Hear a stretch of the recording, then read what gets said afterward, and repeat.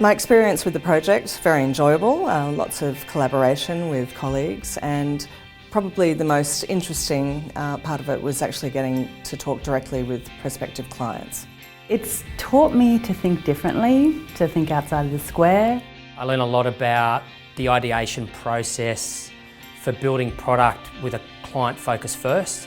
I've taken away the importance of really keeping our focus on the clients, just spending the time to get outside of the BAU, the risk environment that we're in, the controlled environment, and just thinking creatively. We talk a lot about being client-centric, and design thinking actually allows you to start from the client's point of view. What I've taken away is understanding the design thinking process, and the strategy group has been sensational with the theory that they've given us. Going to the clients and empathising with them has been quite a difficult process, because you've really got to understand the needs of the client and you've got to listen, and not all the clients are easy to crack. When we spent time asking them why they wanted that, or what it was specifically that they wanted, we got down to an underlying need in there, and design thinking helps you take that need and it helps you produce a product that will meet that need. The whole idea of prototyping is brilliant. You basically fast forward the outcome to actually get to a point where you've actually proven success. Prototyping really allows you to take out what you think that solution is that you've heard from all those interviews and discussions, and not spend the money, but just test and make sure that there's nothing else you could tweak and refine that make it the product that really fits the market.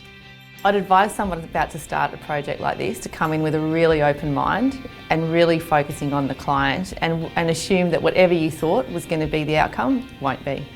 Leave all of your preconceived ideas at the door, and it's the discipline of not trying to go to the solving mode until you've got all of the evidence in and you follow the process.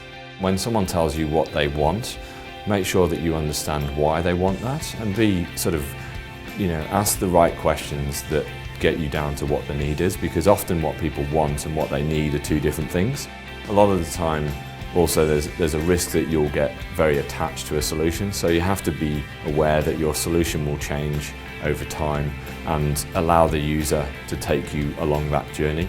I think design thinking is really useful whenever there's a big opportunity that is something that hasn't been explored before, so it's conceptual. And people tend to think of innovation as being centred around product design. And I really think that the design thinking methodology allows you to think beyond product. It could be around a customer service solution, or a customer experience, or marketing, or even a business or channel solution.